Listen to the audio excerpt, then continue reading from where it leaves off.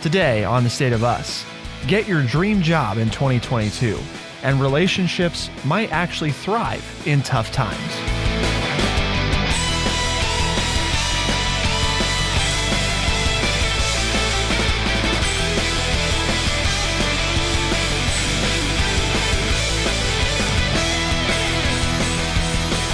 Welcome to The State of Us. I'm your host, Justin T. Weller, joined, of course, today by the one and only senior resident historian at True Chat, an educator of 35 years, and commonly known as your friendly redneck liberal, Mr. Lance L. Jackson. We're going to look at why 2022 is the year that you're going to get your dream job, according to a headline in the Wall Street Journal. And we're also going to examine how real-life relationship advice has come from pandemic times, and specifically how adversity actually can make relationships stronger. So we've got quite a number of things to discuss, but of course we couldn't begin that conversation, Lance, if we don't have a word to talk about today. Expand our listeners' vocabulary, right? Well, we're going to go with the real life relationship advice for pandemic times and the focus of this article, and we're going to talk about being with your betrothed, betrothed. As an adjective, betrothed means engaged to be married. As a noun, it is the person to whom one is betrothed. But it's all about relationships. Kind of, it's the month of February, and we kind of focus Love on is that. In the air. Capitalism is stirring. We kind of focus on that, and so. How you doing in those relationships, those friendships? And maybe you're married to your job, right? You're married to your work. So you can also use it that way. Are you betrothed to your job, or are you still looking for that job that you can be betrothed to? Coming out strong today. Didn't like losing the last time. Gotta really whack me over the head early. Hopefully, just trying to relate stars going the whole time and can't focus. Trying to relate it to the articles today, folks. Trying to relate it to the articles. Sure, it's all about winning. Let's be honest. While it might be tempting, it could be tempting to jump at the next opportunity to become betrothed. You see, with a job, you could make a lateral move for a 10% raise. Career coaches and compensation consultants agree that workers probably shouldn't do that, and instead they need to seize this advantageous moment. Don't get betrothed too soon. They recommend job hunters use their leverage, be hyper-specific about what they are looking for, and do their homework about the current environment for their chosen field. Specifically, we've got 5 things to talk about, Lance, to hopefully make sure that you don't prematurely become betrothed with new opportunities. So, first one, Lance, right? Zero in on what you hate about your job. Interesting place to start. Figure out what you don't like. Yeah, well, I'm not betrothed to this one at all. Oh, okay. I don't like. We're gonna betroth every sentence now, are we? Everybody's like, are we just gonna talk about the word of the day, or we're gonna talk about the articles? I don't like this. I don't like this one because it uses the word hate. That's a strong word, right? What do you not like about your job, or what could be better? Well, and what I like, the thing they say that I think that I took from it that's a positive in a sense is get specific and don't say, well, I don't like anything about it. That's not really helping you look for something else. What is it specifically? You probably, it's, as I like to say, it's never, never, and never always. So from that point, I think that's a good one, that we need to all sit down and not talk in generalities, but be specific about those things that we would like in a new job. Yeah. Well, and the other thing they point out is figure out what you complain about a lot, right? And then also take the next step and figure out what would remedy that complaint. What would fix this issue? I complain about it, so how could it be better? No, the old adage, don't just complain about, okay, you don't like the way we're doing it. What's your suggestion to fix it? Right. Well, I don't have one. Yeah. Well, then don't complain. That kind of talk and argument, self-talk and argument with ourselves. It's like, okay, I don't like this, but what would, so if somebody then confronts you and says, well, what would you like us to do about it? Oh, I don't know. well, that doesn't, I'm really not going to listen to your complaints because you're not telling me what would make it better for you. So, well, and if you're looking for a new job, you don't want to have the same complaints about a new job. So part of it can be hard when you're reading job descriptions to figure out, am I going to have the same complaint? And I think the point here, right, is that if you can figure out what would make it so that you don't have that complaint, then you can look for whatever that positive thing is someplace else. Because to look for things that a job doesn't have is harder than to look for the things that it says it has, because most job descriptions don't have a lot about, expect to complain about these things. They have expect that you will do X, Y, Z, and work in this type of environment. So number 2, Lance, stay focused, but don't wear yourself out. Setting parameters to keep your job hunt manageable increases the chances that you'll find, pursue, and land a role that is truly a good fit. And I think that one's interesting because I've talked to a lot of people who go on that, and I think they get very overwhelmed because there are, especially right now, there are so many places you can apply. How many resumes do I have to be, or how many applications do I need to be filling out every day, and how much time do I need to be spending on this? And you don't want it to become, if you become disenfranchised with the search, then you're probably going to quit the search. Well, I think this is a good life skill for us to have because it says, basically what it's talking about is doing something is better than doing nothing, because we have a tendency, I think, in our busy lives, we get overwhelmed with what we have to do. And we're like, you know what? Screw it. I'm just going to sit down, pick up a book and grab something to drink, and I'm just not going to do anything today. Whereas, well, you know what? I've got dishes, laundry, vacuuming, make the bed, go to the grocery store. Okay, we'll get 1 or 2 of those things done. We don't look at that as a win. Oh, I had 8 things on my list today and only got 2 things done. And we say, oh, I'm defeated. And then we just quit. And tomorrow I'm not going to do anything because, I can't get it all done. Instead of looking at it and saying, hey, I got 2 things done. That's good. My list is a little shorter now. And this is what it's saying. It ends with the quote, if I can't send out 20 resumes today, I'm going to send out none. And they say, well, if you can't send out 20, can you just send 1? At least 1 is doing. Well, maybe I can do that. You're working towards that. Right. You set this unrealistic goal of getting out, 20 resumes, and you only get out 10. Well, I'm a failure. I'm a failure at life. I'm a failure at a resume. I'll never get a job. When I get an interview, you don't want to hire me because I'm a failure. So you set yourself up for it. So instead, just peck away at it, right? Just keep everything in perspective. The next thing is that you have leverage. Figure out how much. The Great Resignation is real, but conditions vary significantly between industries, regions, and occupations. Career coaches are advising job hunters to research the hiring climate they will personally be entering. One of those researchers says people who have worked in a very similar job with a very similar industry serving a similar customer or product, if you fit all those boxes, you have tons of leverage. But for example, right, if you were working in a factory and now you want to go be an accountant, doesn't mean you can't, but your leverage obviously is not going to be as great as where if you were managing the factory floor and you want to move to another factory and manage a different factory floor, you have a lot of leverage because you have industry experience, you've done the job before, right? There's no walking in and being like, why should I work here? That doesn't work no matter how much leverage you think you have. And if it does, it's going to work in a place that you don't want to work and people that you don't want to work for. Well, when I read this, to me, what's important here, the key is self-evaluating. I think sometimes we overestimate or underestimate how valuable we really are and what skills we really have. And I think so the key here is when you're self-evaluating, be fair to yourself. But by being fair to yourself, that also means, well, I do have some shortcomings, and maybe some of these issues are caused by me.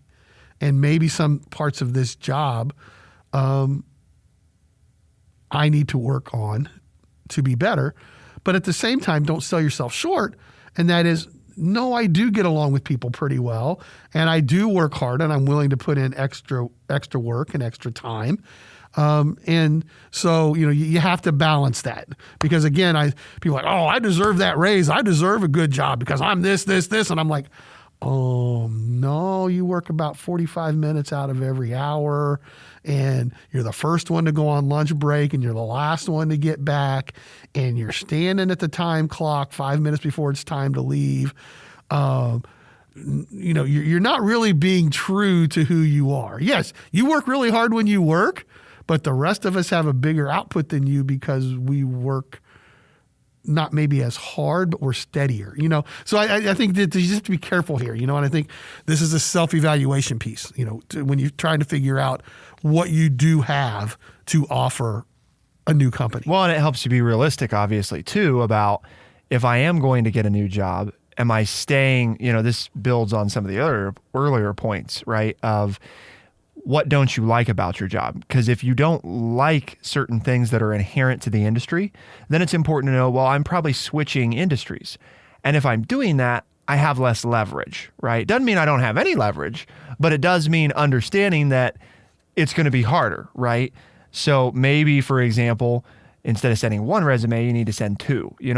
It's just this whole thing of, you have to be more sensitive to, if you're the expert with 20 years experience and education in the field and you're going to a similar job with a similar company, that's a very different scenario than going into a new industry that you've never worked in and that you don't have any experience in and you don't have any education in. Doesn't mean they won't hire you, because as we talked about, right, there's, for example, a lot of companies that are hiring teachers right now. They're totally different industry that they're going into, jobs they've never worked, a setting they've never been in.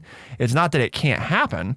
It's just that you have to be, again, realistic, I think is the word. And that's kind of the focus of this, is figure out how much leverage you have, because you don't want to undersell, right? And you don't want to accept pay that's too low because you're worth more than that. But you also don't want to assume that you have all this leverage and then never get any of the jobs, because people are like, man, that person's arrogant. They think they just deserve the world, and that's not who we're interested in hiring, So workers do have the leverage right now, but there's still something to be said for, you need to be humble, especially when you're in a position of strength, because nobody likes a know-it-all bully. So we got to talk about what the two other suggestions are for why 2022 is going to be the year you get your dream job and how to do it. And then we're going to look at how relationships under strain through the pandemic have actually gotten stronger. There's a lot to talk about, and that's exactly what we're going to do. Keep it here on The State of Us, and we'll be right back.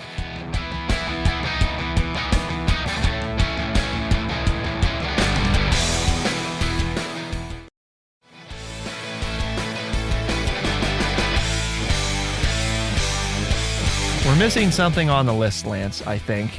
And if I'm going to be betrothed to a new job, I want to make sure that it's doing something that I like doing. And I liked the first point about figuring out what you don't like. I guess maybe there's a built-in assumption there that you're going to take time to figure out what you do like. But it's more so maybe even, well, what do I like at my current job? But not just that.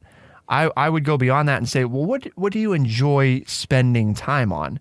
What types of things, because I think it's wonderful if you can get paid for doing something that you like to do, right? Exactly. Yeah, that seems like that would be the epitome of a dream job, right? Exactly. You're going to pay me to read books? You're going to pay me to look at baseball cards? Oh, wow. Yeah, I'm in. I can do that. And you're going to pay me six figures to do that? I'm all over it. Yeah. No, good point. That's why I think that, especially if you're switching industries, of a dream job. Sure. If you're staying in the same industry, it's probably not as important because you're probably looking at some kind of similar job. But if you're changing industries, right, or you're really changing the nature of the type of job that you're going to do, then I think, if you're willing to make that change, you ought to be asking, so that hopefully you find something you like, what is it that you want to do? Or maybe, and here's the other thing, right? What does the job accomplish? Because sometimes it's not so much about the task that you do you really enjoy.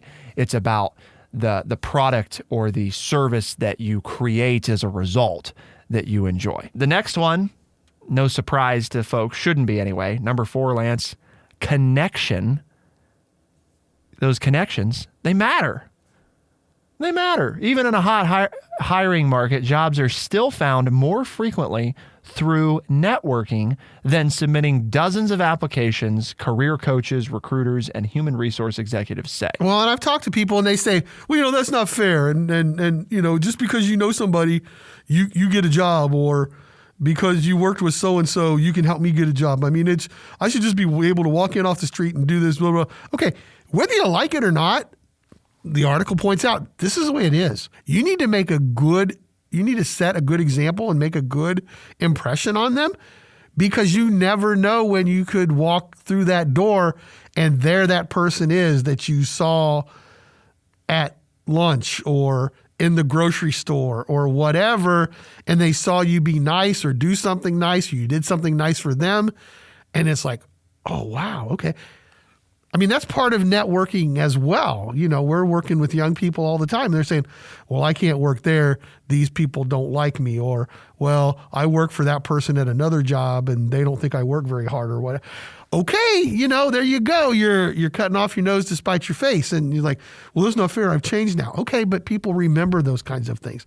Just as well as if you were, I remember when I was a paper boy and I would go and collect and everything. Well, I ended up working for two people that were on my paper route because they enjoyed the service that I provided them as a paper boy.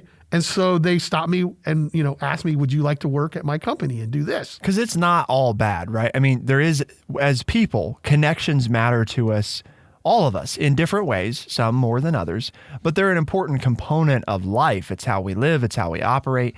And in the job hunt, I think, remember, it's that whole, let's try to look at it from the other side here. If somebody said to you, you need to go hire for this position, and you have the choice between a stranger or somebody that you know who you think would do a good job, one has inherently less risk. I mean, just, from a smart business decision. And you're spending time and effort of your own and of the company's money to hire this person. You want to make it as smooth a transition as possible. Yep. And there's always that built-in component of when somebody new is hired, you have to get to know them, right? Everybody has to get familiar with who are they, what do they care about, how do they operate? And if it's somebody that you know, who you have a little bit of a relationship with, some of that initial angst internally is removed. So there's a lot of reasons that we do that. It's not just to provide favoritism or to give people a leg up that don't deserve it. There is also an inherent benefit to hiring people who, for example, maybe they do a good job, right? Because if you're the person hiring and it's like, well, I know that person's worked for this company for that long and I've known them for this long and they seem, that company seems really happy with them, those are things that are beneficial versus Lance comes in and I don't know what company he worked for. I've never met him before and he says he's done a good job, but how do I really know that to be true? And I can call his references and this and that, but again, steps, time, energy, to Lance's point of that all requires effort and effort requires time, which is money. So all those many things go into, I think, the connection component. Number 5, I like this one. Get a new job without quitting. What do we mean, Lance? Well, you mean that if I am betrothed to my current job, I don't necessarily have to leave. I could just get a new job with the same employer? That's pretty much it. I mean, okay. If everybody above you is leaving, or if there's a department you want to work in and they have a shortage, then you can apply within the company that you're working and switch jobs. And maybe it's one that you would enjoy more. Maybe you're working in, accounting and you would rather work in human resources, and some opportunities open up in human resources. You don't have to leave the company. You can keep your 401k and your insurance plan and not have to learn all these new terminologies and all these new people and find a good place to park and what bus do you have to take to get to your new job. No, you can keep going to the same building, but just switch departments and get in and start doing the things that you think would be enjoyable to you or a new challenge. Many times we don't necessarily want a new job. We just want different challenges. It's, work has become boring. It's become routine. And so staying within the company, you get all the advantages of knowing all the things that you already know about the company, but yet you can get new experiences by working in another department or with another group of people. Sometimes you have to let people know that you're interested, right? You're like, oh, well, that job's open and they're not offering it to me. Well, did you tell them you'd be interested in it? Because maybe if you'd say that, they would say, well, we never thought of you there, but yeah, that's a good idea. And you want to do that? Well, we can probably make that happen. If you're happy, there is value in being the one who stays and doubles down, said Miss Pollock, who warns workers she talks to not to job hunt simply because it is a trend. Don't expect your organization to automatically reward you for staying. You need to be vocal and direct, requesting time for a stay conversation, the inverse of an exit interview, to discuss your prospects at the company and highlight your contributions. Gee, I'm happy with where I'm at, but everybody's looking for jobs. Maybe I should look. Or maybe I should I'm happy here. I like this company. I like my job, but I want more. Let's sit down and talk about what it's going to take to keep me. Pretty simple stuff. All right. Relationship advice, Lance. Relationship advice. You got stories galore for us. Stay with the one you're betrothed. Okay. You think so? It's worked out for you. It has, yes. Okay, most days. Lo these many years. Well, the most important one, that the reason why we're still together is we've learned how to give each other space. Just because, you care about someone and you've given your heart to them and you're betrothed to them doesn't mean that you both don't need some space. And it's very interesting here. A gentleman says he and his wife of 36 years learned the importance of giving each other space during their first year of marriage because, they were together all the time and the closeness caused a strain. And the gentleman said he wanted some time alone and his wife thought, oh my gosh, that means he doesn't care about me. And, they had to talk it out. And no, I'm not mad at you. I love you, but I need time by myself. And so, now it's gone to where he'll mow the yard while she's planting flowers. So they're together, both working outside, but they're doing their own things, And as he says, the old quote, absence really does make the heart grow fonder. I think that's a very important thing for young couples or couples who are struggling to understand that sometimes time away makes you realize what your betrothed does for you and what they bring to the relationship, because you get so into the daily routine of whether it's both going to work and one of you does the dishes and the other one does the laundry, or you do this and they do that, or they bathe the kids and you read them the bedtime story, or whatever your relationship is, and you just start taking each other for granted. Yeah, well, I think part of it too is, and you touched on it briefly, was the whole concept of people, again, just human nature. It can be difficult to see the forest for the trees when you're living a situation every day, right? And the space component is, and it doesn't have to be big things. I mean, sure, it could be, we're going to spend a week apart or whatever. I mean, it could be something like that, or a month, but it could also just be, we're going to spend an hour or two apart, or I'm going to go do this thing and you're not necessarily coming with me to do it. And often I find that when I do those things, I come back and I'm like, man, I sure am glad I'm in this relationship, not because I didn't enjoy what I was doing, but I observed things while I was out alone that it's like, yeah, I don't really want any part of that, or man, those two people, they don't look very happy, or, all these little things that you don't generally see because you're caught down on the floor of the forest and you can only see the couple of trees that are next to you. You get up there and you look at the whole picture and it's like, man, I am pretty lucky, things are pretty good. I really shouldn't complain so much. It can be hard to have perspective when you're there every minute of every day with your betrothed, but it's a lot easier to gain that when you have a little bit of time to breathe, to assess, and all for the best. So what else? Number one was give space, but there's two more things that are important. Two more things. What are they, and how will they make your relationship all the better? To find out, keep it here on The State of Us, and we'll be right back.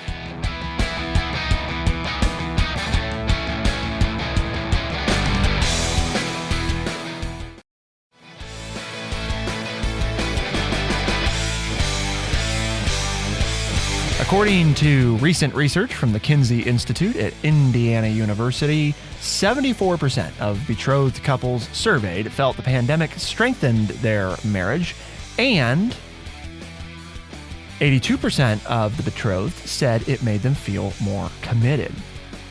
So high percentages. I mean, surprisingly, right? Because I think a lot of people assume, oh man, the pandemic probably, things were terrible. But apparently many relationships, in fact, were thriving. Betrothed couples were finding the value in having to spend time together, having to spend time apart, and I think the biggest thing, overcoming adversity together. I honestly, not to claim that, I'm the expert on relationships, because there are definitely people out there that would argue the the opposite of that. Sure, they could be located. So, but in the last about 7 years. And if you're out there, let us know. Send us an email at podcast@thestateofus.org and tell us how good Justin is in a relationship. Yes. If you were once one of the betrothed and are no longer, I'm sure that we would enjoy hearing from I want to you. hear those stories. I need some blackmail material. I'm sure. I think the next one, Lance, is a big one. If there is anything that my, 7 years of this ongoing relationship, marriage that I am in has taught me, it is to assume positive intent. Oh my God, I cannot tell you how many times in life, not just in marriage, the world would be a better place if people didn't immediately assume that what somebody else was doing was because they're evil, or because they're bad, or because they're after the worst. It's easy to do because we are geared that way as people. But my, how many fights, Lance, could have been avoided by simply not assuming the wrong thing? So true. So very true. Can we call up your betrothed and see? Well, and it goes on. You start to learn that. It's like this couple's been married 45 years, and he talks about how he likes everything neat and everything's run on time, and she doesn't put a high priority on those things. And as they were spending more time with each other, they were fighting over whether or not the kitchen was clean enough or the closets were too cluttered. And he said, I just had to step back and remind myself, my wife's not irritating me on purpose. We just have different ways of doing things. And, the more time, and that is so true. That is so true. Is it true? It's so very true. Tell us more. Tell us more. Well, and there's, again, why are these people so old? I guess us old people find out some things, right? We've been in our relationships. But there's a 85-year-old doctor. He said, I found out that if you listen rather than interjecting your own opinion, you will be more successful. Yes. Wow. Just step that one gets me in trouble. Back and listen, okay? Yeah. You don't just let them talk, and then you find out a whole lot of things. Have you experienced that one firsthand? So much so. Yes, because it's amazing sometimes when you say something, how it can be taken differently than what you meant. And then it causes you a problem that didn't even exist when you started talking. So, I'm not saying that you are a deaf mute, but it's at the same time, when you listen, I think what they're trying to say there is then you find out how your betrothed feels, and then that allows you then to understand things. Because I used to think, oh my gosh, my betrothed was just doing stuff to make me mad, just because. It's like, really? And come to find out, she didn't know those things were upsetting to me. Yep. And it's like, oh, okay. Well, wow. So now, after almost 40 years of marriage, and years of dating, so we've been a couple for almost 45 years. She goes, well, I didn't. No, I said, that's why I'm not mad. I joke with her. That's why I'm here. If I thought you were doing that on purpose, I'd have been gone a long time ago. That's just who you are, and it's okay. I'll get over it, and we'll be fine. I was talking to this young person, and they said I was making a really good point in this argument we were having, and all of a sudden, my betrothed just hung up on me, and I'm like, really? Well, no. They called me back and said their phone went dead, and it took them a few minutes to get it charged back up, and they called me back. But I was upset for 5 minutes because I thought, well, here I am making my really good point, and you just hang up on me? How dare you hang up on me in the middle of, and I just got angrier and angrier and angrier. And then they called back and said, well, my phone went dead. I'm sorry. What were you saying? And it's like, and I had to deal with all this anger that I had built up in 5 minutes because I thought they had hung up on me, but you didn't know. You assumed, right? You assumed. And so this point is assume positive, right? Assume the positive and you avoid a lot of pitfalls. Yes. Yep. Great advice. Well, and I think for some of us out there, I'm sure some of you can relate, when your betrothed is telling you about a problem they're having, there is a desire to help them address the problem. And it has been a challenge for me to remember that sometimes it's not about trying to fix the problem. It is about sharing it and getting it out there. And in fact, that is part of fixing it, which is, it's a difficult thing to understand because for those of us that want to like, well, here's all these things we could do about it. Let's do this, this, and this. And it's like, oh my gosh, shut up. You know, I was just trying to tell you what was going on. I needed to vent. And the venting was in fact the thing I needed in order to feel better. And you have circumvented that by taking over the conversation and telling me all the ways that I could make it better. There's a phrase for that. It's when I earned my Klondike bar. I don't know if you remember that. There was a commercial on TV. The Klondike bar. Yes. When my wife comes home from work, my betrothed comes in and she's complaining about it. I just sit, and when she gets done, she looks at me and she goes, okay, you earned a Klondike bar. I said, I think I earned 2 today. I did a really good job. But I'm like you. I learned the hard way. You know, it's like, I don't want you to fix it. I just want you to listen. Yes. So now I just said, listen. And then she'll look at me. She goes, what, do you have anything to say? I said, oh, was that a question that I'm supposed to answer? I was just thinking I had to, no, I wanted to, okay, well, that's fine. Yep. So now that we're clear that I'm supposed to. I make sure I get permission to give an answer because sometimes it's not a question that I'm supposed to answer. And I just earned my Klondike bar. That's a good system too. She's practicing that positive reinforcement. Right. Good job. Here's your Klondike bars. Thank you. I'll listen again tomorrow. That's right. I can do that. Ooh, it's a double chocolate Klondike bar. Chocolate ice cream covered by chocolate. Can you still get Klondike bars? Is that? No, I think you can get Klondike bars. I'm seeing it's got a bear on the side. Yeah, you can get them. Where do you? I eat them all summer. Okay. Where do you buy them? Local store. Oh, okay. We now know who Lance's true betrothed is. The Klondike bar. So that's how I became a better listener. And possibly the last and maybe the most important, kind of the build on these other two, right?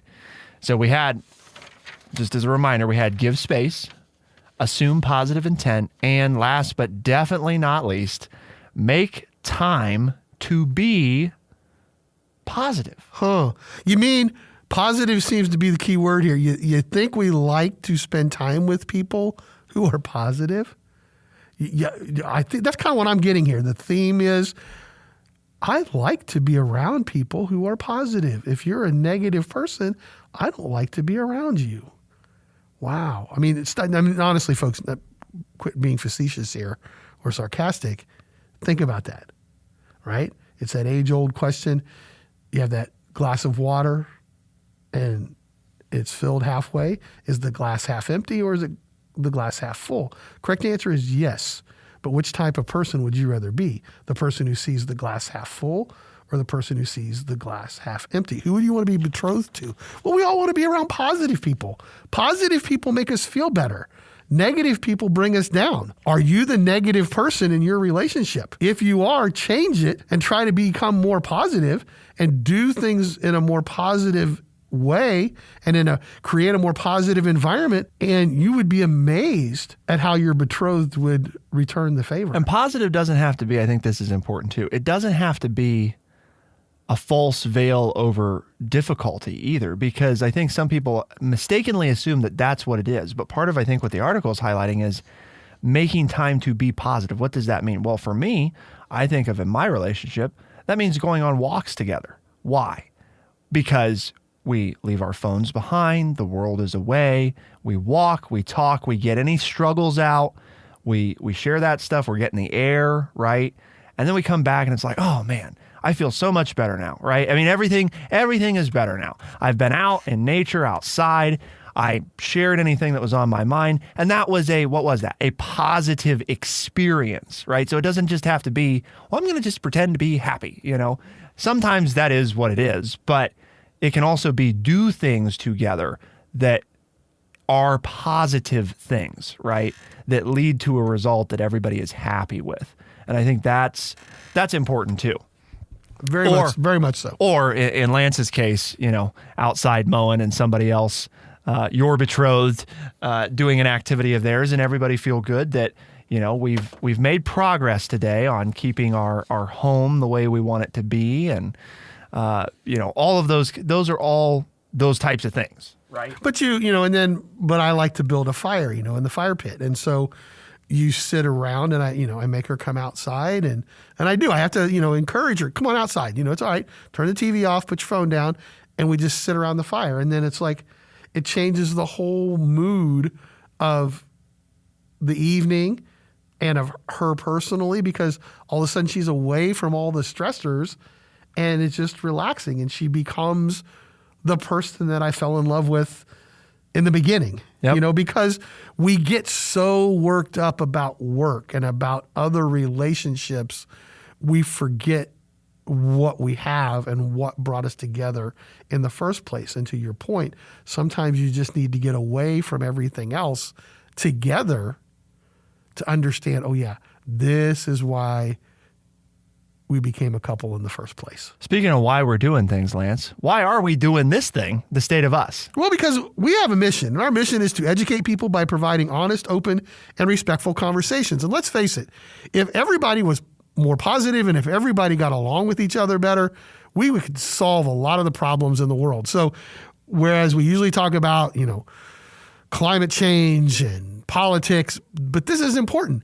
If those people could apply these concepts that we've talked about today in business and in personal relationships, then we could solve some of these other problems. And that's why we had this conversation today. And when you're talking to people, keep that stuff in mind.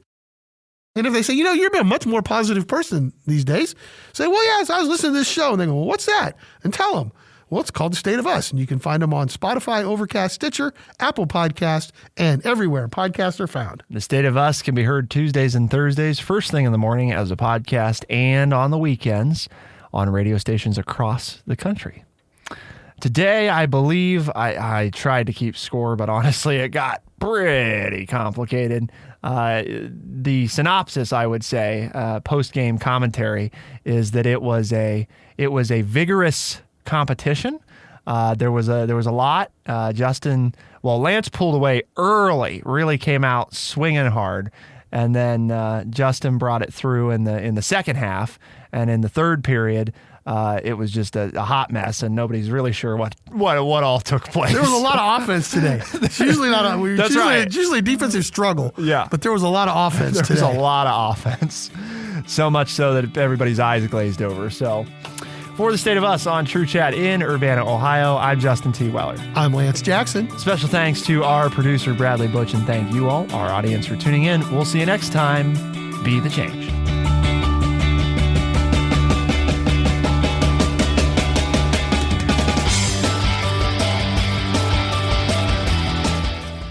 Be sure to check out our website, thestateofus.org, for books, articles, and all the ways to tune in. thestateofus.org.